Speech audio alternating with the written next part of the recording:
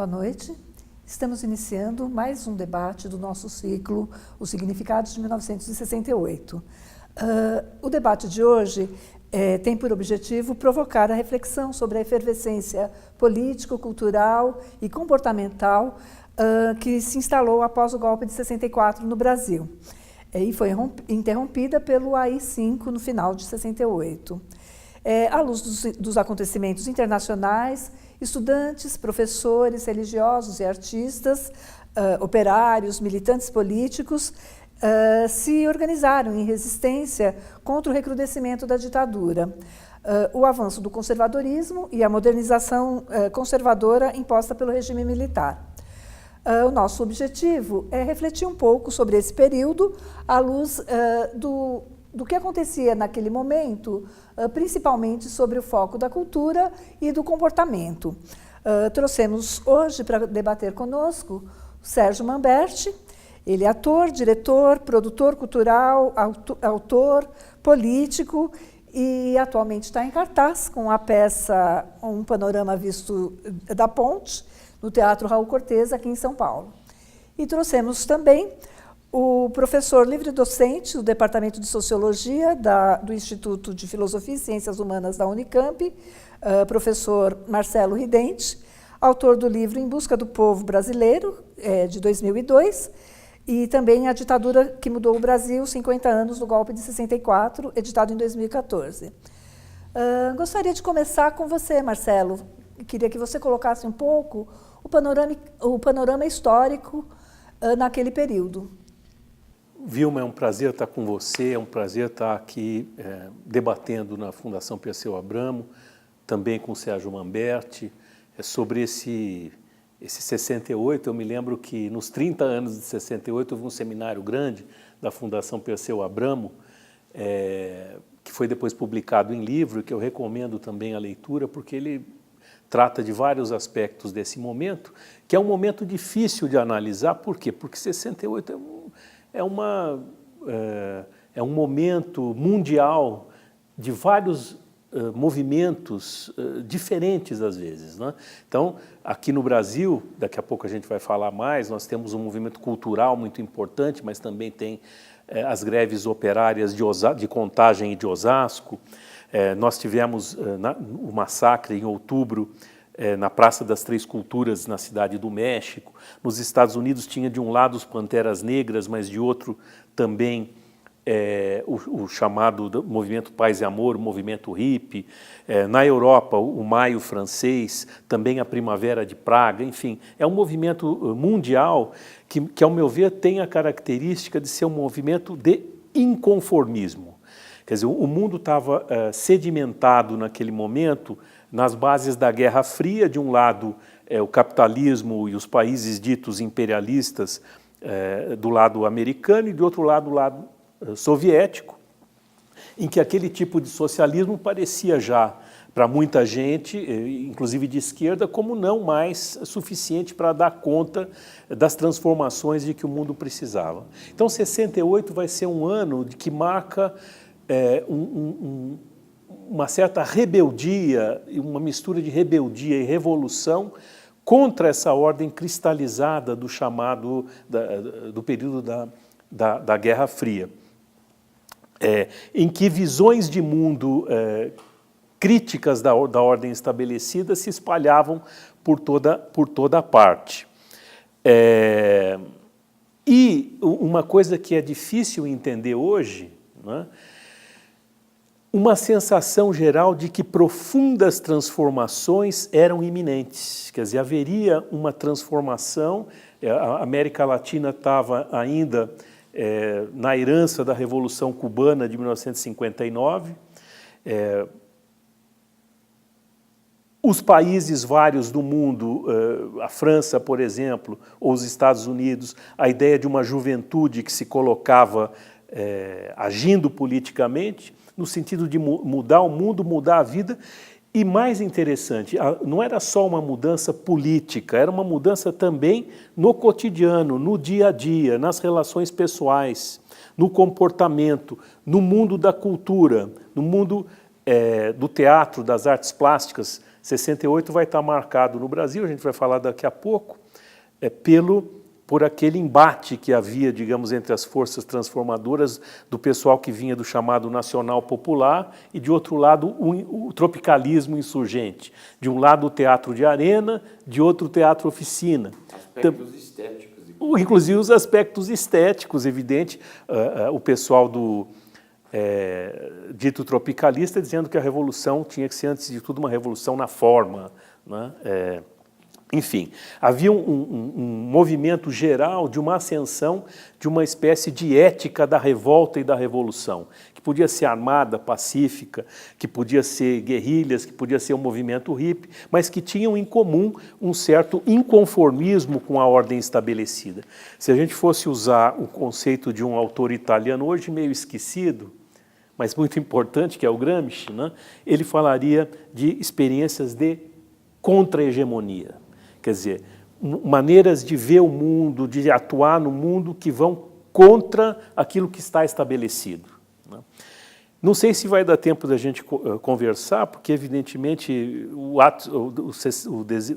ano de 68 termina no Brasil com o AI-5, termina nos Estados Unidos com a vitória do Nixon nas eleições presidenciais, do Partido Republicano, mais conservador, termina na França com a vitória do De Gaulle e das forças conservadoras, quer dizer, existiu uma reação brutal contra esses movimentos libertários, rebeldes, revolucionários de 68, mas é interessante como nos anos seguintes nós vamos ver os ecos dessas lutas de 68.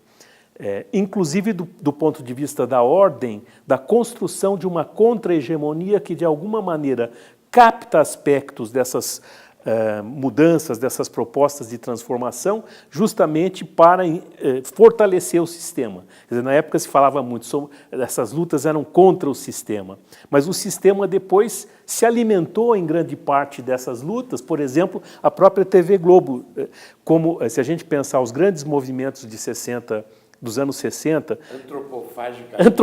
eles recuperaram tanto o nacional popular quanto as propostas estéticas vanguardistas do pessoal do tropicalismo para construir a indústria cultural brasileira do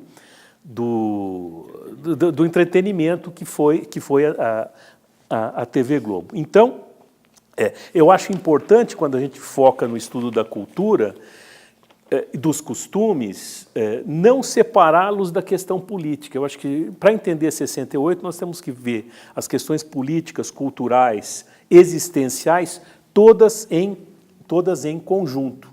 Não é? Particularmente no contexto brasileiro, que era o contexto de uma ditadura militar que tinha se estabelecido em 64 com o golpe, não é? Que estava em crise naqueles anos de 68. Se a gente fizer um rápido resumo do que aconteceu em 68. 68 vem a morte do Edson Luiz, o estudante secundarista assassinado no Rio de Janeiro, uma grande passeata dos estudantes e da oposição em março de 68. Olha bem, março de 68, 2 meses antes do Maio francês. Então não é um mero reflexo aqui do que houve na França. Nós, de certa maneira, era um movimento que havia em toda parte, né? Abriu uma greve em Contagem, isso é importante para dizer que também o movimento operário vai estar presente em 68, com uma particularidade interessante, que é o fato de esse movimento operário ter muitos estudantes operários, pessoas que, ao mesmo tempo que eram operárias, à noite estudavam, né, como Zé Ibrahim e como muitos outros lá em Osasco. Em maio, vem o 1º de maio, operário estudantil na Praça da Sé, em São Paulo, escorraçaram o então governador Abreu Sodré do Palanque, né? Junho vem a passeata dos 100 mil, que foi o ápice dos movimentos de rua no Rio de Janeiro. Julho teve a greve de Osasco, duramente reprimida. Outubro cai o Congresso da UNE e centenas de estudantes foram presos em Ibiúna, e tudo culminando em dezembro de 68 com a reação da ditadura, que aí fecha de vez com o ato institucional número 5. Né? Se a gente pegar um gráfico do tamanho da população brasileira, nós vamos ver que tem uma curva que faz assim da população urbana e a população rural. Nós vamos ver que o momento chave em que o Brasil passa a ser um país mais urbano do que rural está justamente aí por volta de 68, meados dos anos 60.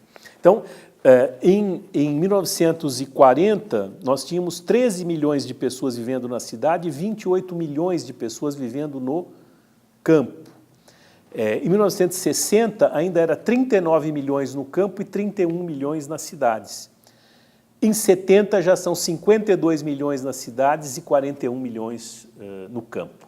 Então, é o coração desse movimento de urbanização, de industrialização, de modernização do país que estão concentrados ali naquele ano de 68 e tudo que isso provoca de mudança na vida das pessoas, mudança no jeito de pensar. Se nós olharmos os dados do Projeto Brasil Nunca Mais, que fizeram um estudo sobre os processados pelo regime militar, nós vamos ver que as pessoas processadas, a grande maioria foi processada por atividades nas cidades. Mas a grande maioria era nascida no interior. Então, são pessoas, em geral, que estão, muitas vezes, na primeira geração que chega ao ensino superior, que estão com a vida muito mudada por essa modernização da sociedade, que é uma modernização que se faz muito rapidamente. O Brasil cresceu desde os anos JK, desde o tempo sobretudo nos anos 50, tem um crescimento grande, né? E, paradoxalmente, depois, no momento de 68, é o começo do chamado milagre econômico brasileiro, que vai durar, tem aí um outro quadrozinho, né, que vai durar de 68 até 73, com taxas de crescimento 10% ao ano e que coincidiram com o período mais duro da repressão. Agora, esse crescimento se deu, e tem um outro dado aí, que é um dado um gráfico sobre um índice do salário mínimo, ele se deu sobretudo com a superexploração da classe trabalhadora. Então, o salário mínimo, que estaria numa escala de 100 em 64, ele vai caindo para 90, para 80, enfim, ele vai caindo nitidamente depois. Quer dizer, quem sustentou esse chamado milagre econômico da ditadura foi o arroxo salarial, foi a superexploração da classe trabalhadora, que não podia se manifestar, né? e que tinham... A manifestação foi grave, porque desmobilizou, né? A classe trabalhadora, não no sentido, do ponto de vista de organização mesmo, né? Mais entre 64 e 68, como setores das classes médias tinham, em parte, apoiado o golpe, tiveram uma possibilidade melhor de reorganização no movimento estudantil e no movimento da cultura. Então, entre 64 e 68, tem um chamado florescimento cultural muito importante na sociedade brasileira, né? As mostras de artes plásticas, né? Opinião 65, Opinião 66, Nova Objetividade Brasileira, o movimento da pop art reincorporada de maneira politizada no Brasil, Cláudio Tosi, por exemplo. Antônio Dias, que acabou de falecer, também fica uma homenagem. Geschman, enfim, uma infinidade de artistas. Nós temos, no teatro, que a gente já falou, Oficina, Opinião, o grupo Decisão, que era do Abujamra, que eu fazia parte também, que trazia os ensinamentos do Brecht e do Planchon, do Teatro Nacional, ligado ao Teatro Nacional Popular na França, que era uma visão um pouco diferente, porque era um teatro épico, não o teatro dramático e tal, que o Brecht era a expressão maior, como um escritor de esquerda e tudo. A peça do Brecht, Os Fuzis da Senhora Carrart, teve dezenas e dezenas de encenações. Eu fiz o Pedro Carrart. Por exemplo, já participou. Enfim, o cinema novo, né? A bossa nova engajada, o conceito, a criação do termo música popular brasileira é uma criação dessa época, o termo MPB, e o tropicalismo, que eu já falei para vocês, enfim, uma série de movimentos, né? Que geraram enormes mudanças. Uma delas, eu fiz um quadrozinho aqui, né? Uma coisa que mudou muito nesse tempo, embora o movimento feminista ainda não tenha se organizado como tal, na sociedade foi o lugar das mulheres na sociedade.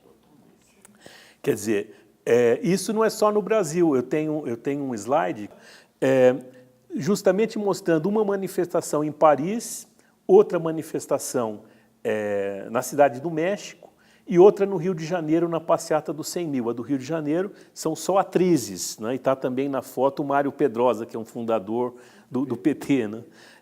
Então está a Eva Vilma, Eva Todo, a Tônia Carreiro, a Odete Lara, a Leila Diniz, né, que é um símbolo marcante desse período, né, aquela famosa... Era a mais jovem de todas, né?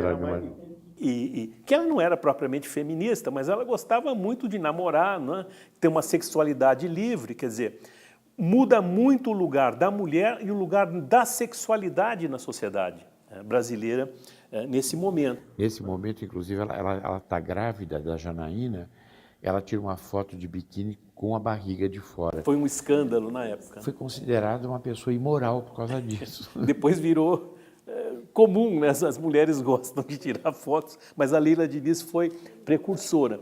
Então, se vocês pegam, por exemplo, outras fotos que são um barato, são fotos que às vezes a gente nem sabe identificar se olharmos as fotos. Tem uma foto no Rio, outra em Roma, outra em Paris.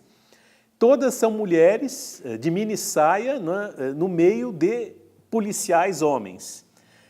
E todos olhando, né, com um certo estranhamento ou deboche ou coisa assim, mas é uma mulher que, com pastinha na mão, algumas, estudando, ocupando um lugar novo dentro da sociedade, e ao mesmo tempo desafiando os homens, né, com as suas mini saias, com a sua sexualidade, né, que às vezes não estava mais cabendo dentro daquele mundo conservador da época.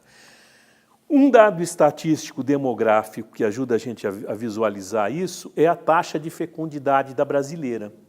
Então, eu tenho 2 quadrinhos aí. Em 1960, as mulheres ainda tinham mais de 6 filhos, em média, cada uma. Em 2015, e hoje, né, 1,8, quer dizer, você cai... Menos enfim, não dá nem hoje para... Não é nem um terço, é menos. Para repor a população, precisa ter 2 filhos por mulher. Hoje, a sociedade brasileira, provavelmente, daqui a algum tempo, ela vai começar a diminuir o número de habitantes, porque mudou muito essa questão que em 68 estava candente, né? Então, se vocês pegam... Nos anos 40, 50, 60, as mulheres tinham mais de 6 filhos, cada uma.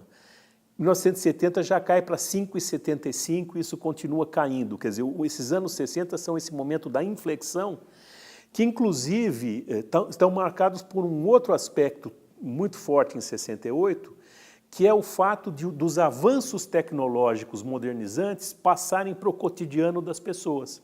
E uma coisa do avanço tecnológico básica foi a difusão da pílula anticoncepcional. Então, isso permite uma possibilidade de fazer amor, pelo desejo, né? A palavra desejo é muito forte, desejo de mudança, desejo pelo outro, desejo de criar. É uma coisa muito presente, né, no 68. Para quem viveu isso...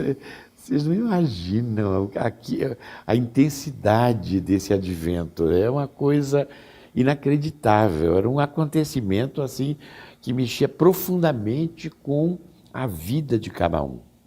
Isso foi uma coisa, são coisas assim que a gente falando aqui fica, de uma certa maneira, cria uma cronologia e de acontecimentos, mas cada um desses pontos que você está abordando tinha um reflexo direto na vida cotidiana de cada um de nós, entendeu? E isso era extraordinário, porque tinha um lado extremamente positivo, mas era um choque muito grande do ponto de vista, vamos dizer, dessa convivência também do cotidiano, entre gerações principalmente.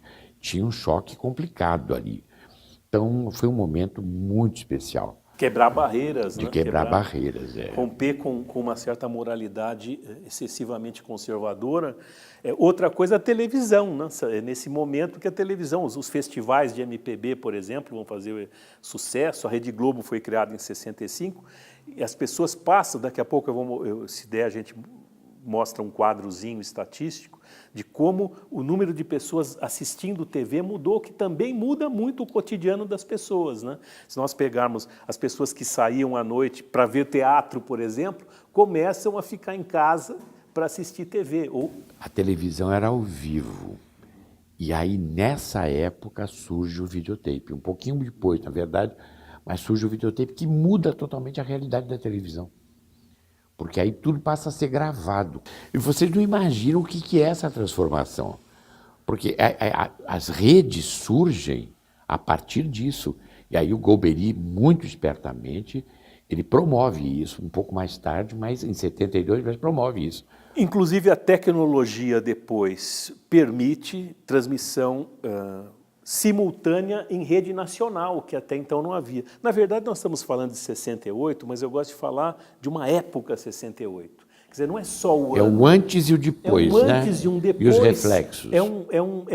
Alguma coisa que aconteceu, digamos... É um divisor, né? Do fim dos anos 50 até o começo dos 70, quem sabe se a gente quiser colocar para a América Latina marcos políticos da Revolução Cubana de 59 até a queda do Allende em 73 no Chile. É esse momento de ebulição que são os anos 68. Certamente 73 tem uma divisão clara aí. Aí a gente entra num outro ritmo. Depois do AI-5 já fica pesado no Brasil, né? Mas a esperança ainda é forte, muita gente vai para o Chile, exilada. É um movimento que parece que ainda é possível fazer essa coisa que me parece importante, 68, nós podemos mudar o mundo, para pegar aquele verso do Vandré, quem sabe faz a hora, não espera acontecer. Quer dizer, haverá mudanças e é para já. Está ao alcance das nossas mãos. Não é uma coisa que vai ficar para os nossos filhos, netos. 73 tem uma tentativa de sepultar essas conquistas, né? E de fazer retroceder. É o momento de um retrocesso, né? Aí um retrocesso, vamos dizer, institucionalizado, onde as redes de comunicação passaram a ter um papel fundamental, porque elas passaram a dar uma informação muito uniformizada, muito padronizada, e porque a Rede Tupi, que era a grande rede de televisão, ela tinha as emissoras em cada um dos estados. Então, havia uma programação democraticamente distribuída no país, respeitando a diversidade cultural de cada região. As redes, através do videotape, elas se estabeleceram no Rio, em São Paulo, e passaram a dar uma informação e a controlar todo o processo, vamos dizer, de comunicação, o que muda a realidade, entendeu? E eles instauram, então, um país que não existia, um país loiro, um país que não tinha problemas, o milagre econômico se instala definitivamente. Então, essa contrapartida, vamos dizer, de todas as conquistas que existem nessa época, é uma contrapartida muito violenta, muito... O Jornal Nacional drástica. Passa a ser um jornal nacional, que vai ser difundido nacionalmente pela Rede Globo e vai se tornar hegemônico. Uma pessoa que... se a morte de uma pessoa, o nascimento, não era noticiada na Rede Globo, não era verdade. Só o que a Rede Globo... vamos dizer, publicava passava a ser uma verdade nacional. Isso é terrível, né? Agora, é importante dizer também, não é, que esses movimentos de 68 são muito fortemente marcados pelo seu caráter de juventude. Juventude que é uma juventude da classe trabalhadora também, é uma juventude, no entanto, sobretudo, universitária, do ensino médio também, não só no Brasil, mas em vários países, em que, muitas vezes, os jovens começavam a ter, pela primeira vez na vida, ou na sua família, acesso ao ensino superior. Eu tenho alguns dados estatísticos, por exemplo, em 1960, no Brasil, havia 95 mil estudantes universitários, apenas. Em 1970 já eram 425 mil estudantes universitários. Em 1980, 1.300.000. Um dado mais recente, né, mudando para um outro quadro, hoje tem mais de 8 milhões de universitários no Brasil. Eu acho que, não é o nosso tema hoje, mas eu acho que vale a pena nós refletirmos sobre isso, sobre tudo que tem acontecido no Brasil nos últimos 15 anos. Ao meu ver, tem muito a ver com esse aumento da escolaridade superior. Então, dentro de um quadro estatístico que eu trouxe aqui, nós vamos ver que de 1960 para 70, nós passamos de 95 mil para 425 mil universitários. Do ano 2000 para o ano 2016, nós saltamos de 2.600.000 para 8 milhões de universitários. Governo Lula. Especialmente nos governos do PT, com alguns problemas também, porque se dobrou o número de estudantes universitários nas escolas públicas, quadruplicou na escola privada. Não é o caso da gente discutir esse tema agora, mas bem ou mal, mas isso muda muito a expectativa que as pessoas têm diante da vida. Mudou nos anos 60 numa pequena escala, e eu acho que mudou numa escala muito maior mais recentemente. E valeria a pena, num outro dia, discutir esse assunto. Nossa, eu fiquei impressionado com esse número. Porque, olha, se você olhar o quadro estatístico, olha a curva. Olha a curva do número de estudantes universitários aqui a partir dos anos 2000.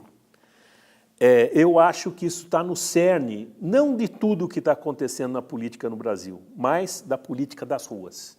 Se nós olharmos os dados estatísticos das manifestações de 2013, de insubordinação inicial, que até lembrava um pouco 68, das manifestações pelo impeachment e depois contra o golpe, nós vamos ver que 90% da composição social é de pessoas com jovens com acesso ao ensino superior.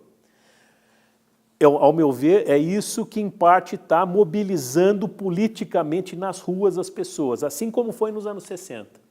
Mas, enfim, eu vou deixar esse aspecto, quem sabe, para instigar vocês a pensarem, né, nesse movimento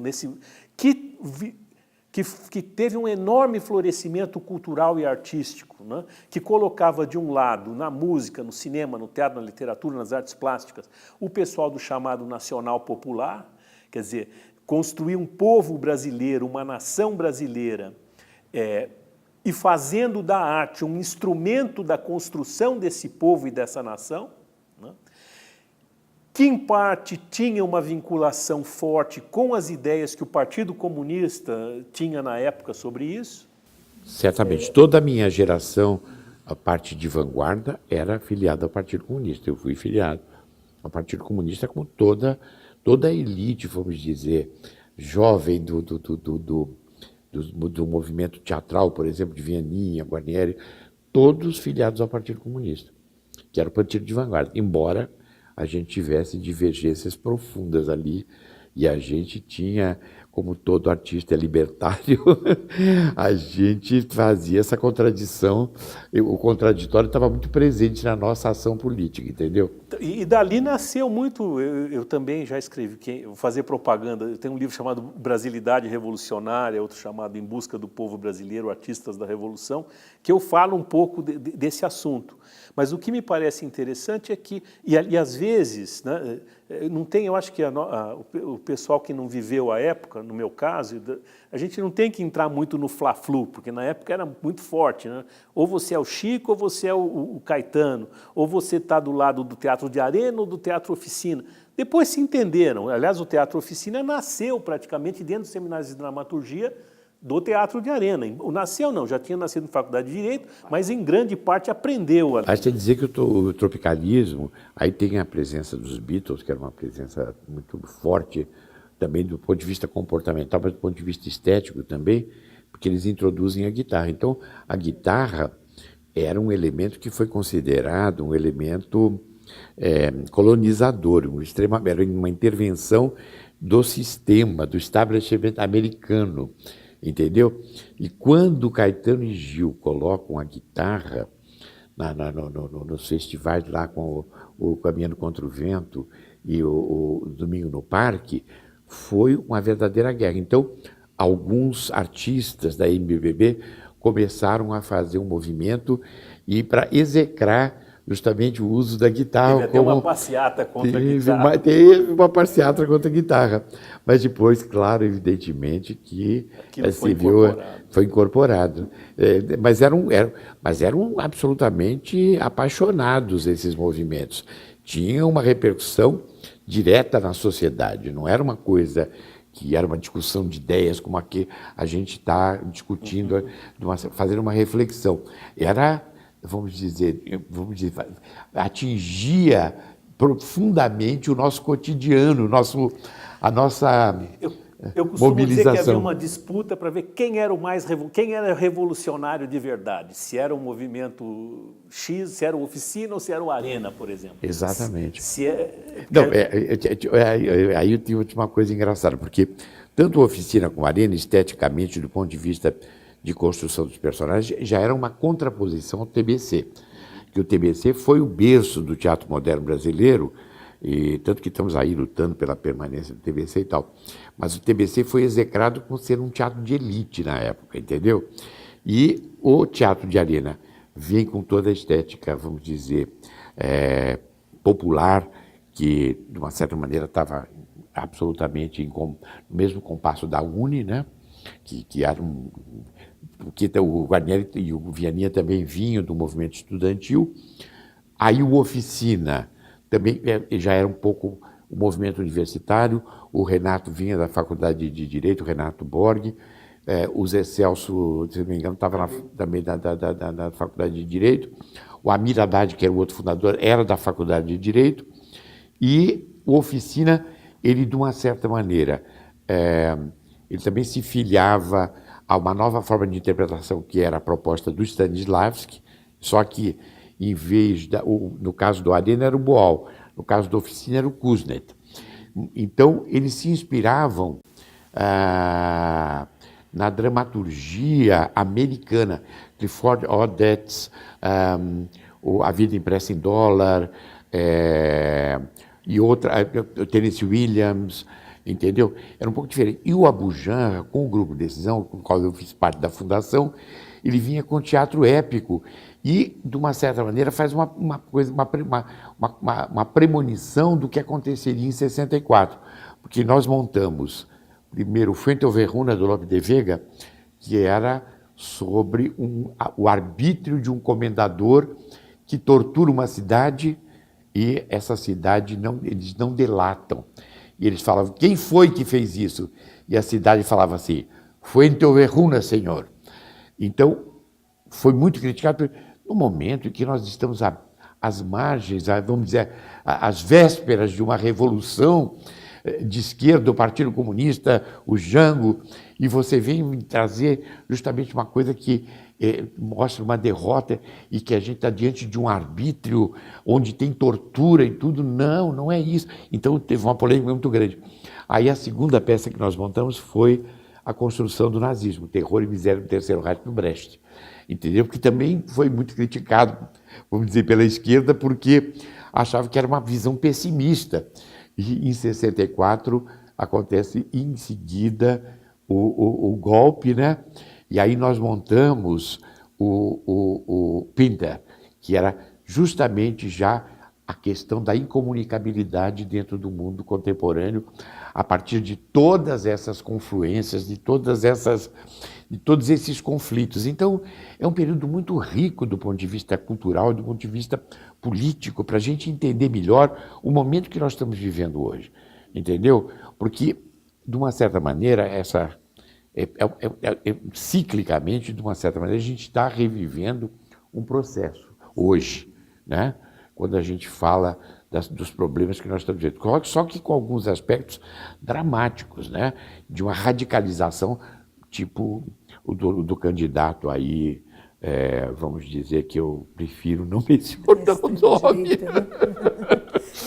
mas que certamente o outro candidato também é um nome tão assustador quanto, embora ele tenha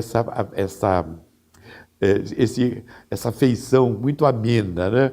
Mas extremamente contundente, né? Que fala em acabar com o Ministério do Trabalho.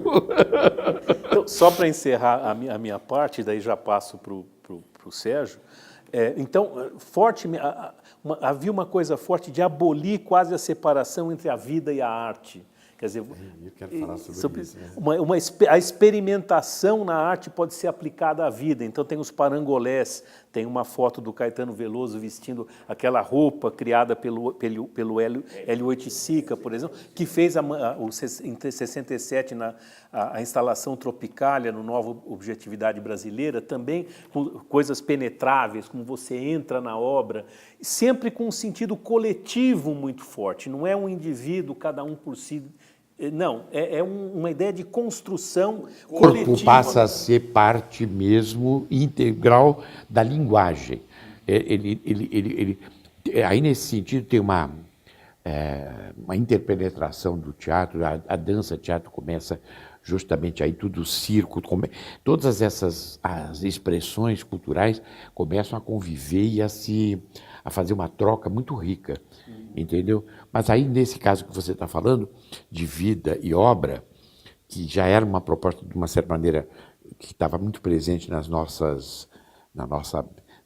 início do nosso trabalho, nos anos 60, a minha geração, mas aí chega o Living Theater aqui no Brasil, que é justamente o teatro vivo, né? O teatro vivo, que vem de uma experiência. A Judith Malina é aluna do Piscator, ela se junta com o Julian Beck e eles vêm para o Brasil, porque participaram ativamente do Maio de 68, incendiaram o Festival da Avignon com a obra dele Paraíso Agora, onde eles convidavam as pessoas para tirarem a roupa e criarem o Paraíso Agora. Eles fazem o Frankenstein, que lança justamente esse mito do homem moderno absolutamente construído a partir entre o humano e o desumano e essa visão desse ser humano que está absolutamente... O Frankenstein é um monstro, né? Porque ele tem vamos dizer, é um ser híbrido, né? De uma série de composições. E aí o Zé Celso convida eles para virem para o Brasil. E eu tive a oportunidade de conviver, agora nós fizemos o revival deles, e uma parte do grupo veio morar na minha casa. Então eu pude conviver muito e sou considerado um membro do grupo até hoje e tal. Então foi uma experiência também inesquecível. Que eles foram expulsos do Brasil porque eles chegaram aqui já depois do Ato Institucional número 5, né? E um tempo pior da repressão, e aí eles acabaram sendo expulsos do país. Sim, porque na verdade foi o seguinte, eles vieram fazer um trabalho político, não deu certo, porque aí haviam duas visões de contraposição muito forte. O Zé Celso tinha uma visão já muito clara do que ele queria desenvolver, e o Julian Beck e a Judith e o grupo, que o grupo se dividiu em três partes, o grupo Living Theater. Teve uma parte que foi, porque era um momento de crise, uma parte foi para a Índia, entraram no processo todo de meditação, teve uma parte deles que foi para uma parte mais psicodélica, de drogas e ligadas aos movimentos pop na Europa, de Londres particularmente, e o Júlio e a Judith não abriram mão da perspectiva política. Então eles vieram para o Brasil para fazer um trabalho político contra o golpe, entendeu? Para justamente, vamos dizer, trabalhar no sentido de construir uma nova sociedade aqui.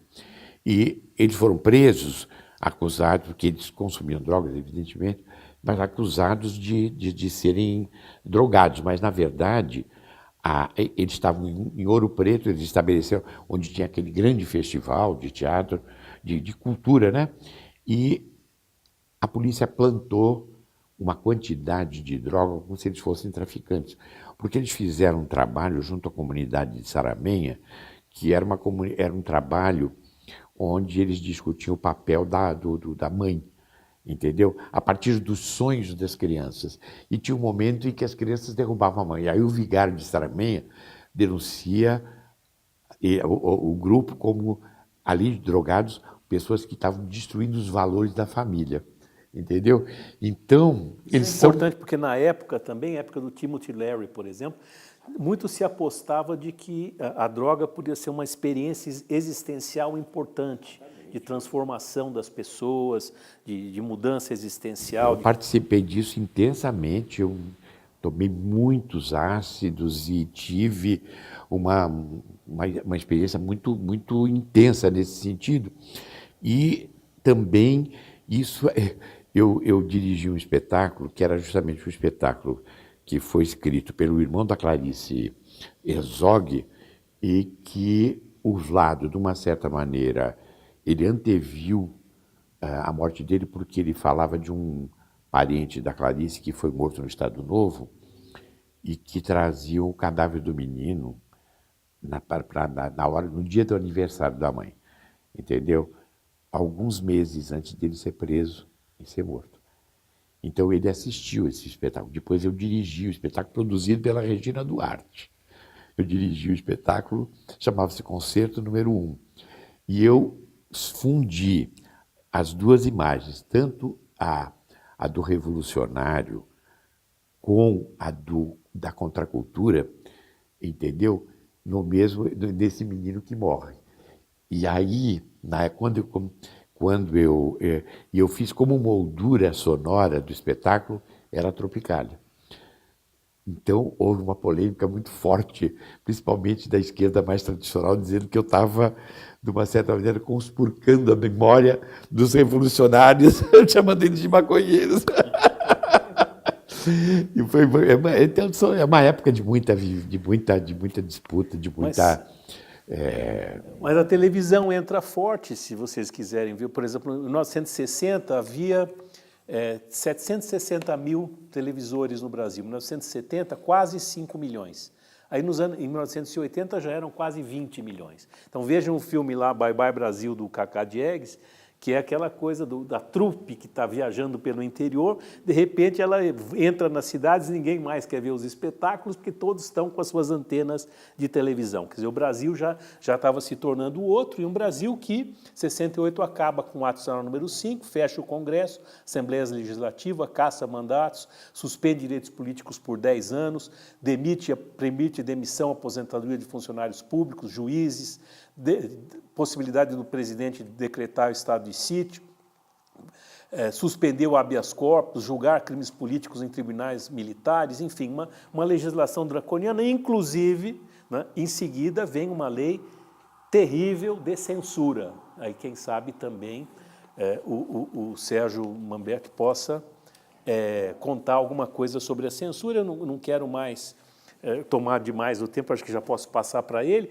mas só para dizer, né, como é interessante depois também, como essas lutas, eu falei aqui das mulheres, os homossexuais nos anos seguintes, o próprio movimento negro, em grande parte herdam essas lutas de 68, mas ao mesmo tempo existe um forte poder de atração para que tudo isso funcione a favor do sistema, né? Não mais contra ele. A TV Globo, por exemplo, incorpora muito desses movimentos despolitizando-os, né? E em toda a parte, por exemplo, um movimento muito importante do pré-64 era a alfabetização de adultos pelo método Paulo Freire. A ditadura coloca no lugar o Mobral, que era uma tentativa de alfabetizar os adultos, mas sem politização, conformando-os à ordem, que acabou não dando certo, e assim sucessivamente. E até hoje o Paulo Freire está exilado do processo educacional brasileiro. Ele é uma referência, mas nem nós, no governo Lula, conseguimos recuperar a importância dessa presença extraordinária que é o Paulo Freire. Eu acho que um dia, vamos dizer que nós tivemos aí de novo um governo democrático, realmente, eu acho que a gente tem que ter uma atenção especial, porque eu acho que o Paulo Freire, ele continua sendo revolucionário. O conceito Tanto dele... que esses setores que você acabou de mencionar, que hoje estão aqui na política brasileira, fazem uma campanha brutal contra o Paulo Freire, que na verdade era um cristão de esquerda, ele não era um autor comunista, socialista, ele era um cristão profundamente vinculado aos movimentos populares, né? Exatamente, mas ele tinha uma clareza absoluta de como seria, de como se faz o aprendizado, entendeu? Principalmente a partir do entorno da pessoa, do espaço onde a pessoa vive. Então, aí ele está absolutamente, vamos dizer, ele respeita aí esse conceito hoje da diversidade cultural, que é um conceito hoje já estabelecido, não é meramente uma coisa, não é uma coisa genérica. Eu participei de todas as reuniões da construção da convenção, até eu, como membro do Ministério da Cultura, fui com o Gil, assessorando o Gil, nós mudamos o nome da convenção. Entendeu? Porque se estabelecia uma hierarquia entre as expressões artísticas e os conteúdos culturais, coisa que o Paulo Freire já vamos dizer, por definição não fazia, entendeu?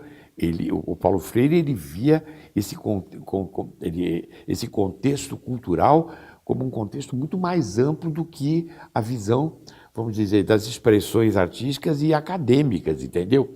O conceito de cultura é um conceito muito mais democrático, muito mais rico, né?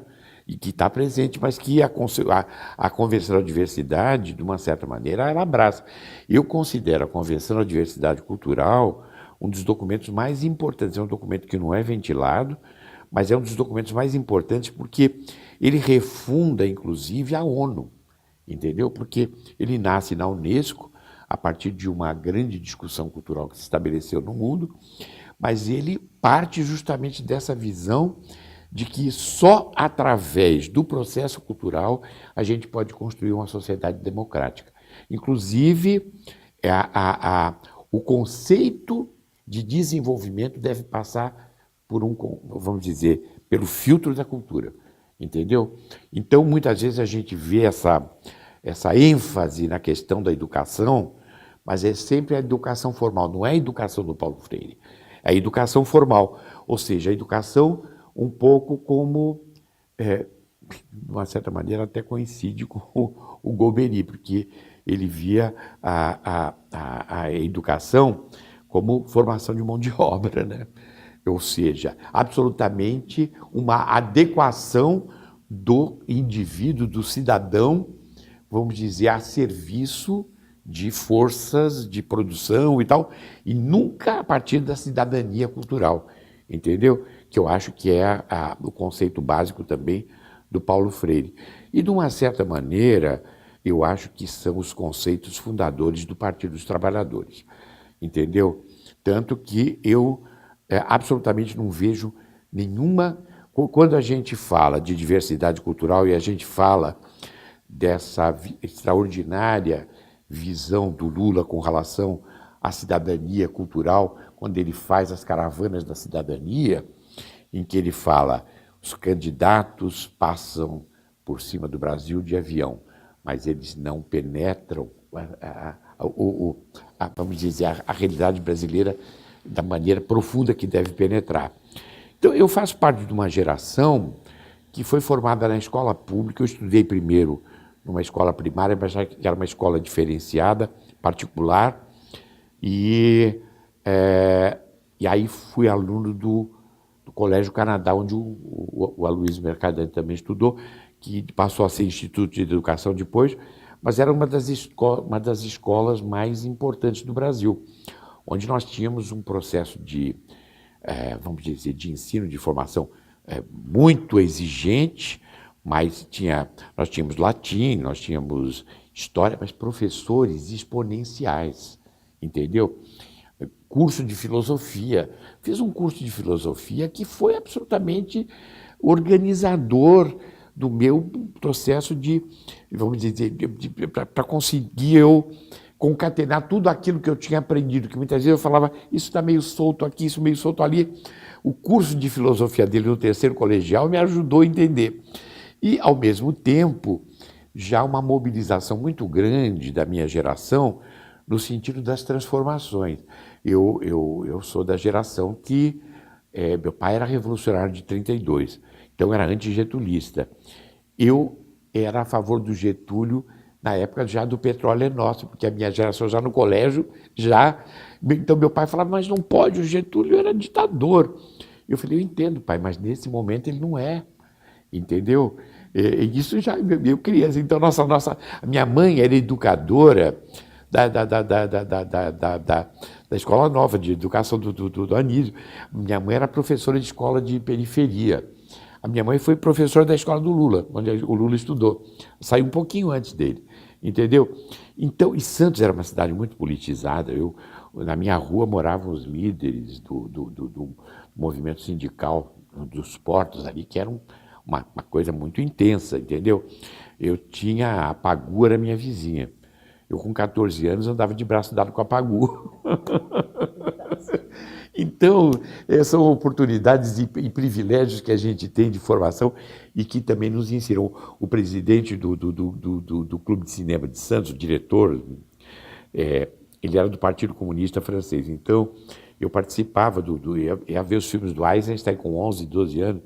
Então, ele ficava me doutrinando politicamente, mostrando as coisas todas de como ele agiu durante o processo, durante a guerra, como do membro da resistência, esse negócio todo e tal. Então, eu chego em São Paulo em plena efervescência de tudo isso, o teatro de arena florescendo,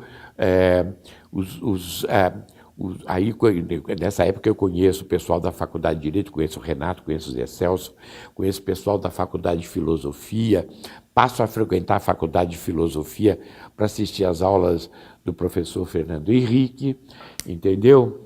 Que eram aulas exemplares, entendeu? E que a gente absorvia com muita esperança, entendeu?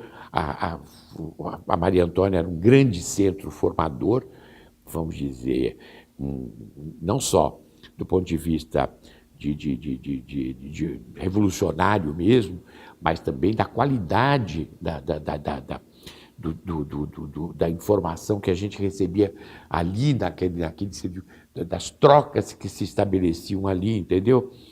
E eu vim para fazer arquitetura, que também era uma faculdade bastante politizada, e fazer teatro, mas não deu para fazer as duas coisas, entendeu? E a Escola de Arte Dramática era um prolongamento da Maria Antônia, porque quem eram os professores? Gilda Mello e Souza. Então a gente tinha a presença do Antônio Cândido sempre ali na escola, Décio de Almeida Prado, que vem de formação universitária e é um dos criadores. Ele tinha um grupo de teatro amador junto com o Alfredo Mesquita, eles criam aí, a partir disso, o Franco Zampari se inspira e cria o TBC, e o TBC então moderniza o teatro brasileiro, entendeu? Embora haviam correntes que diziam que, o Miroel Silveira, por exemplo, dizia que o TBC apagava a memória do teatro popular brasileiro, do teatro de circo, do teatro dos grandes atores como Procópio e tudo, que era um teatro baseado na figura de cada um, mas que não tinha, a figura do diretor não existia. Então, o moderno teatro, já nos moldes do encenador mesmo, do conceito do diretor, como o elemento que faz vamos dizer, dá o conceito da obra, do espetáculo, entendeu? Mas, na verdade, ao mesmo tempo, tudo isso eram processos muito ricos e que, certamente, o TBC teve um significado enorme. A Escola de Arte Dramática nasce no TBC, o Zé Renato funda o Teatro de Arena, o Boal, de uma certa maneira, vem do ensinamento do Actors Studio lá em Nova York, traz o Stanislavski, o Eugênio Kuzner traz o Stanislavski, que é o Teatro de Moscou, Teatro de Arte de Moscou, que muda também a feição do teatro tradicional da Europa no final do século XIX, entendeu? Já dentro, de uma certa maneira, preconizando a Revolução Russa ali, e em seguida tem o Chekhov, era um dos grandes, Gorky, todos eles eram Tolstói, tudo isso faz parte. Então, de uma certa maneira, a minha geração usufruiu de uma riqueza de informações e de formação muito bonita, muito forte, muito intensa, que eu acho que, de uma certa maneira, existe essa carência, porque houve essa ampliação dos estudos, mas também houve uma diluição, vamos dizer, dessa convivência, entendeu? Eu acho que aí essa concentração da informação nos grandes meios de comunicação, através da televisão, ela, de uma certa maneira, ela impediu que houvesse esse aprofundamento, tanto que ela interfere diretamente na vida do teatro. Nós estávamos falando sobre isso, né? Nós fazíamos teatro de terça a domingo, entendeu? Eu me lembro de visitar a Fernanda Montenegro nos anos, final dos anos 50, começo dos anos 60, ela sai do TBC, porque o TBC, então, do TBC nasce a companhia da Tônia, nasce a companhia do Paulo Otran, nasce a companhia do Sérgio Cardoso, e eu fui ver a Fernanda. Ela trabalhava de terça a domingo. Nas segundas, ela fazia o grande teatro. E, ao mesmo tempo, durante o da semana, eles já ensaiavam a próxima peça. E era assim, terça, domingo, com 2 espetáculos na quinta, 2 espetáculos no sábado e 2 no espetáculo, com peças de 3 atos, ou seja, 3 horas de cada ato com 1 hora. Entendeu? Então, eu fui ver a Fernanda, nós saímos de lá, nós fomos jantar, era um sábado, ela já tinha trabalhado a semana inteira, tinha feito 2 sessões no sábado, acabou o jantar, ela falou assim, aqui no restaurante tem um salão de festas, então eu aproveito para ensaiar o grande teatro de segunda-feira, que era ao vivo. Pela TV Tupi, né? Pela TV Tupi, entendeu? Então, ela subia, depois de jantar, de fazer 2 espetáculos, ensaiava os espetáculos, decoravam esses textos todos, no dia seguinte fazia o espetáculo, mais 2 vezes, ensaiavam de manhã e levavam ao vivo o teleteatro. Olha a intensidade e a abrangência dessas obras que eram feitas, porque você estava o tempo inteiro em contato. E, ao mesmo tempo, toda essa efervescência. O teatro de arena vem como contraposição e, de repente, coloca o operário em cena. Vocês não imaginam o que era numa época em que você ia ver ou os grandes clássicos, ou peças francesas ou inglesas, de repente, ou então no máximo você via As Mãos de Eurídice com o Rodolfo Maia, ou vamos dizer, obras, vamos dizer, já de um teatro mais tradicional brasileiro, e de repente um jovem como o Guarnieri, politizado, coloca uma greve como protagonista de cena numa favela. Foi um acontecimento que... Eles não usam black tie, que empolgou o Brasil. Não tinha televisão de rede. Isso se espalhou pelo Brasil, entendeu? Vocês verem a inflamação que a cultura é. A cultura inflama, entendeu? E é justamente essa... Você veja que este governo golpista, a primeira coisa, como o golpe de 64, a primeira coisa que faz é fazer uma interferência direta na cultura, no Ministério da Cultura. O que aconteceu com o Ministério da Cultura? Depois de tudo que nós construímos durante 12 anos, junto com a sociedade brasileira, é isso. Então, é uma coisa... E certamente isso está totalmente relacionado com toda essa riqueza de informações que o Marcelo trouxe aqui, e que, de uma certa, estou procurando, de uma certa maneira, trazer isso de um ponto de vista pessoal, da minha experiência dentro desse transcorrer, e que não cessa. Nós hoje revivemos tudo isso. Então, não vamos olhar 68 como uma coisa que foi lá atrás. 68 é aqui, é hoje, é agora. Pensem sobre isso. Ok, muito obrigada, Sérgio, muito obrigada, Marcelo. Acho que com essas falas a gente ilustra muito bem o que foi essa passagem de 68 e remete muito ao que estamos vivendo agora, né? O que vocês acham que 68 traz de impulso inovador e que a gente pode se espelhar, né, para esse momento que a gente está vivendo agora? Olha, eu quero acreditar no seguinte, que essa energia não se dispersa. Essa energia está viva. Eu vou fazer 80 anos e me sinto tão jovem como em 68, entendeu? Eu acho que é isso que é o mais importante. E isso, quem dá isso quem alimenta isso é a cultura, é essa memória, é essa coisa. Eu acho que essa fundação tem esse papel importante, justamente de trazer à tona isso e de mostrar que a gente pode e que essa energia está muito presente, porque ela faz parte dessa luta pelo ser humano